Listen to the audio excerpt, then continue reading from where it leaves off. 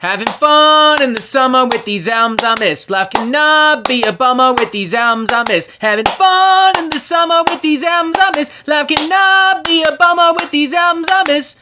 Say hello to Thrashin' Jackson on the electric guitar. Take it away! I'm gonna be honest with you, Mr. Meltdown. I don't really know what I'm doing here. I know earlier I said I could play the guitar, but I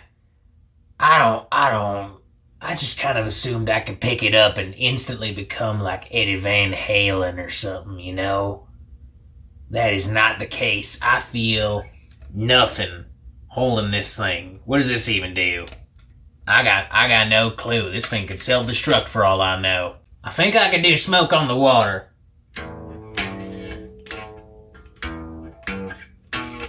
No, wait. Yeah, no, I can't do it.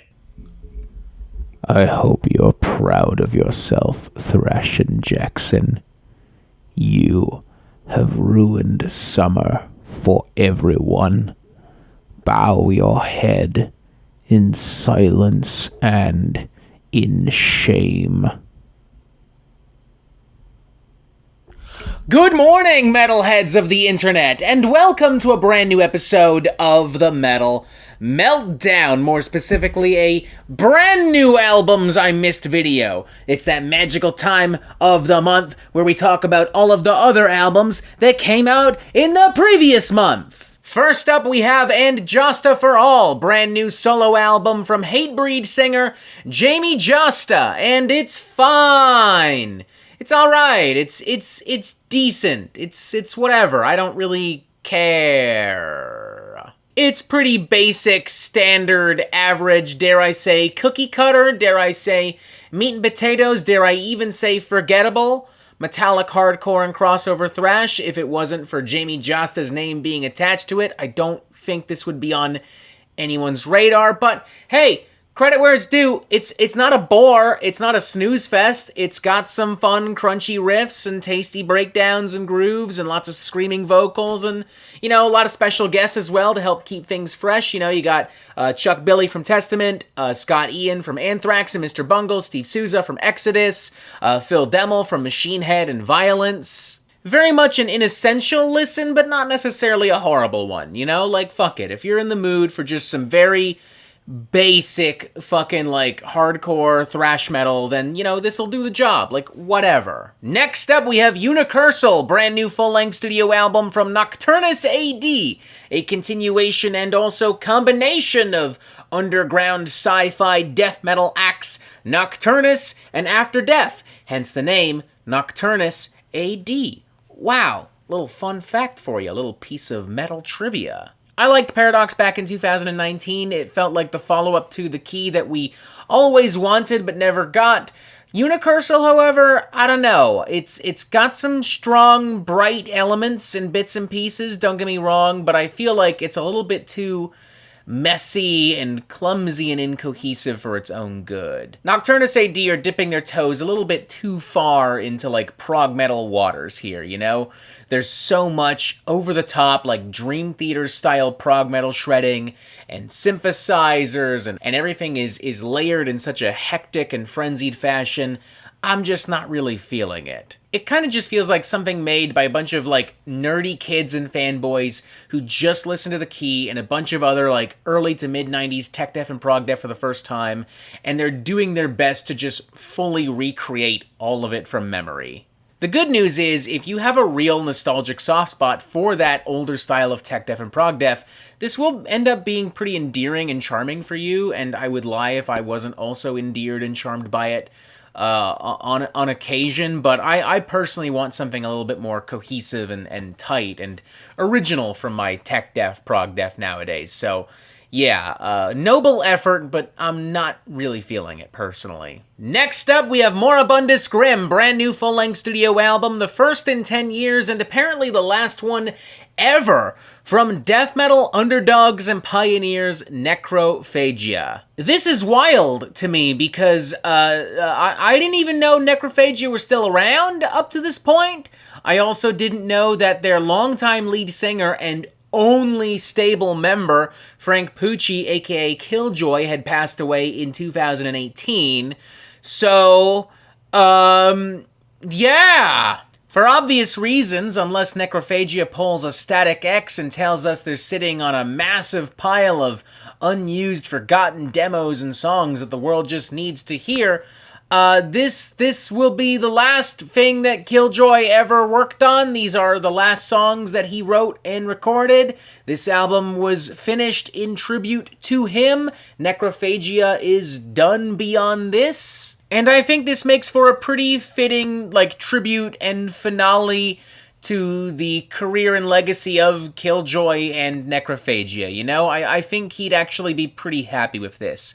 It's raw, it's sinister, and very in-your-face, very old-school, underground death metal vibes. Sometimes it does feel a little corny in a spooky kids haunted house kind of way, especially on that opening number. I also take some issue with exactly how the album was mixed and mastered and arranged and presented to us, because the first few songs feel like genuinely complete songs. They have body, and they're loud, and they're crisp, and they have juicy, crunchy guitar tones. But, a lot of the other songs are pretty raw and kind of quiet and minimalistic and primitive. And I'm fine with that production approach in theory and even in execution. What I'm not a big fan of is these two production styles mashing together on the same one album. However, I do appreciate that Necrophagia didn't want to tinker and toil too much with these songs. They put them out pretty much as they found them, the way I understand it. So respect, props, that's cool. Next up, we have some more old-school dark death metal goodness and madness, this time from the Troops of Doom and their sophomore studio album, A Mass to the Grotesque. Specifically, we're dealing with underground Brazilian thrash death metal kind of stuff, with all the meaty grooves and pummeling riffs and drums that you could possibly want.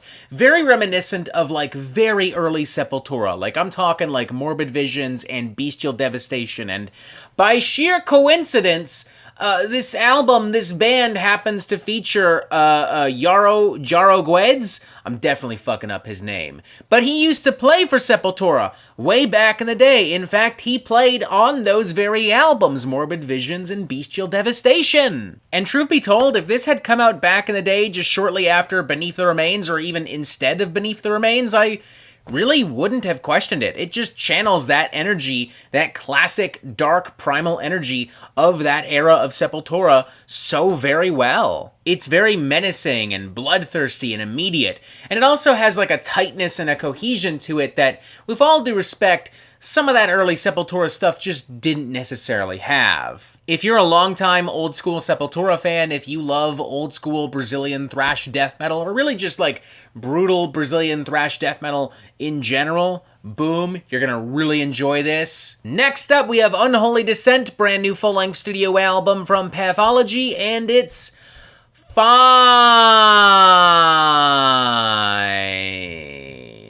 Whatever.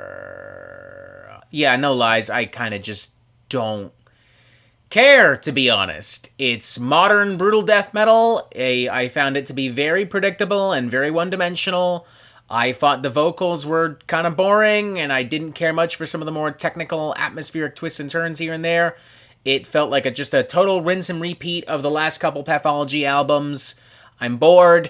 I'm moving on. If all you care about is music being so brutal, then you'll love this. Good for you. That's it. Whatever. What next? I don't care. Whatever. Next up, we have Between the Worlds of Life and Death, brand new full-length studio album from Vale of Pnath. Vale of Pnath. I'm not sure exactly how their name is pronounced. This is their first full-length album in 8 years. And it kind of flew completely under the radar for me. I didn't even know about this until very recently. I'm happy I checked it out because this is miles ahead, in my opinion, of what they were doing when I last heard from them. This is a much more lavish, dramatic, theatrical record with a lot of orchestral bombast, a lot of technical, progressive movements and arrangements. There's also more dissonance and more darkness and more weird, funky, kind of avant-garde metal bits here and there. It's more angular, it's more punishing, it's more brutal. And it's able to be all of this and do all of this and throw so many great riffs and great grooves and great songs in general at you without being really over the top or overwhelming. Like, everything is surprisingly very well balanced. You almost get the idea that Vale of Pnath literally spent the past 8 years working solely on this. And the end result is extremely satisfying. This thing has so much heart, so much energy, so much brutality. I think had I reviewed this, I would have given this a very enthusiastic 4 to 5, leaning towards a 4.5 to 5. It's got a couple rough patches here and there, but all things considered, easily their most ambitious record to date, and their most successful as well. I highly recommend this.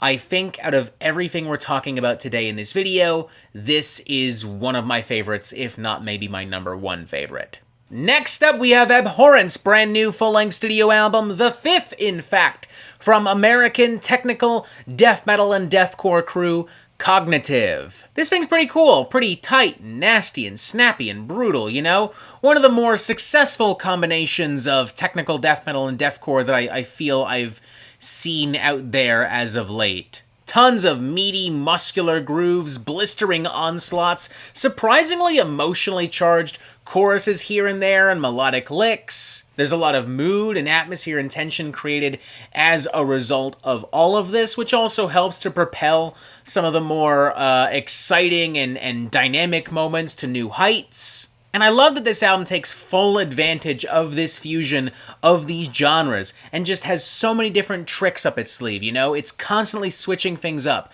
There's a decent amount of variety to riffs and tempos and drums and vocals. Just overall, a really fun record with a lot of cool twists and turns. If you're looking for something more ambitious, this might not be it, but if you love tech death and modern deathcore, specifically the modern state of these genres, and you want to see them mesh together into something that isn't just a bunch of nonsensical wankery on top of some generic fucking breakdowns, boom, here you go. This is it. Next up, we have a self-titled debut album from Hellbutcher, and this one's kind of goofy, kind of silly.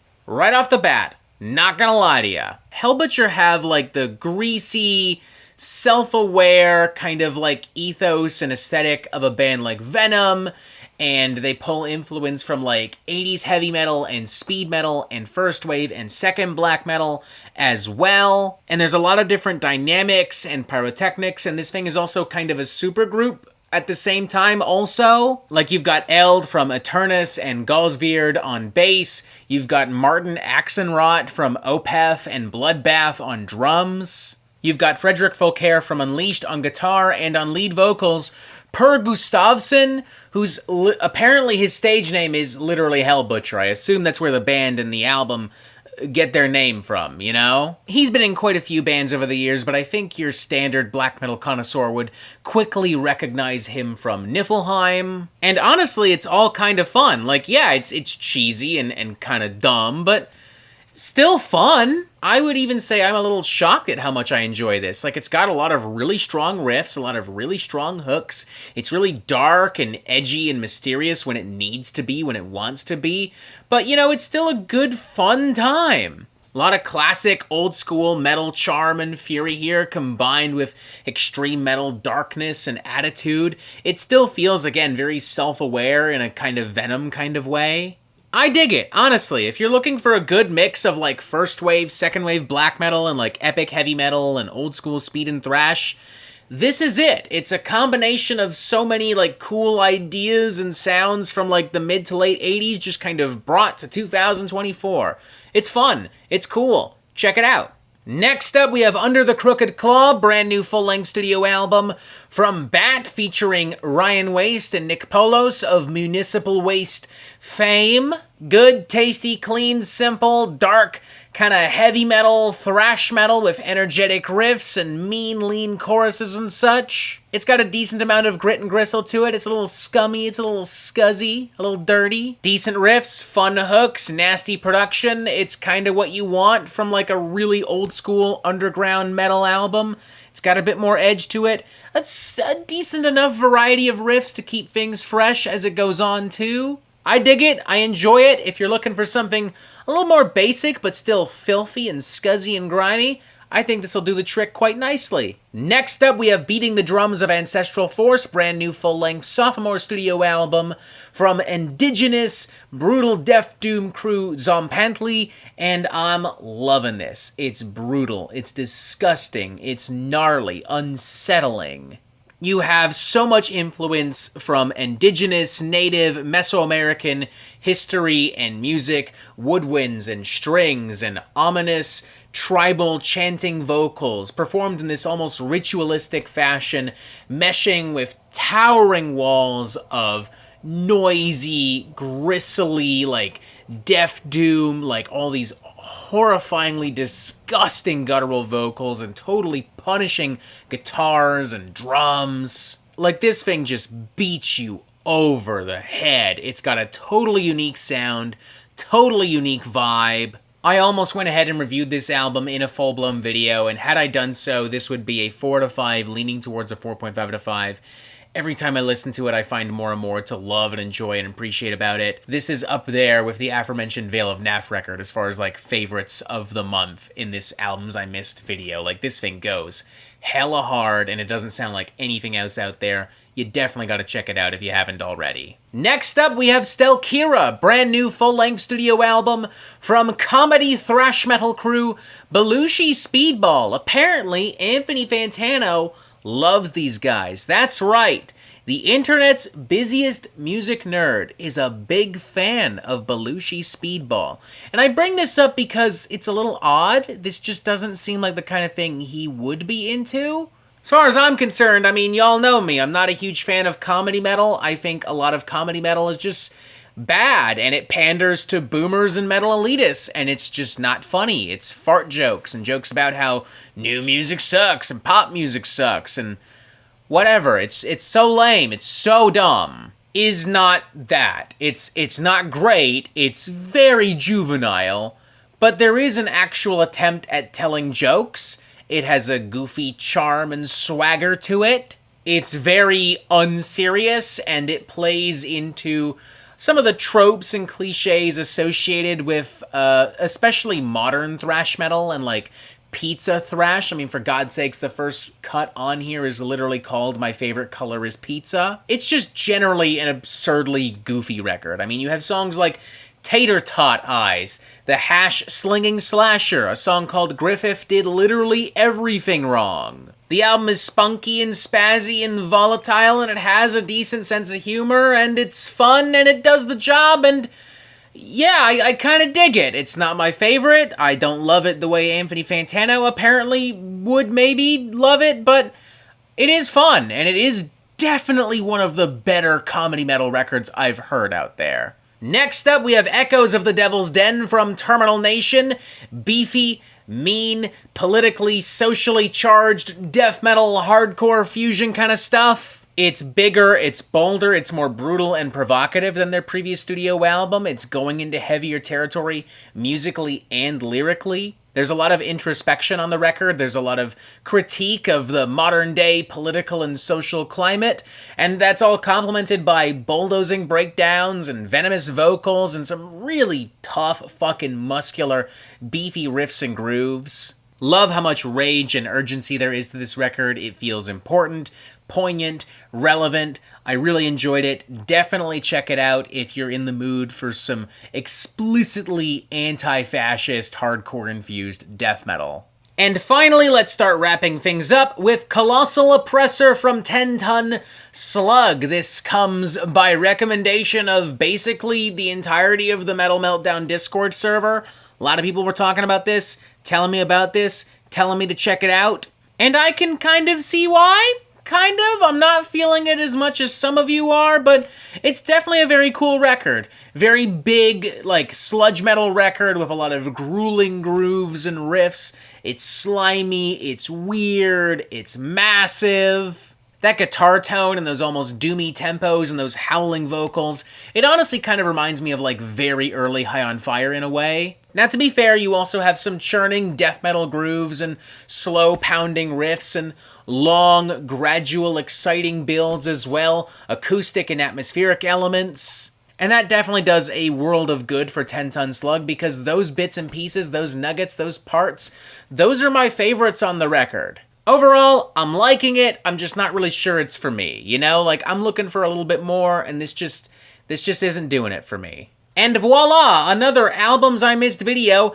in the books. Now it's your turn to tell me, what did you think of these albums? Did you like them? Did you not like them? What are some other albums that I missed that I should just check out for shits and giggles, that I should just listen to for funsies? Let me know, that would be great. Please and thank you. Join us on Discord, pick up some merch on Redbubble, subscribe, more videos. Wow! And as always, you have yourself a fantastic fucking day.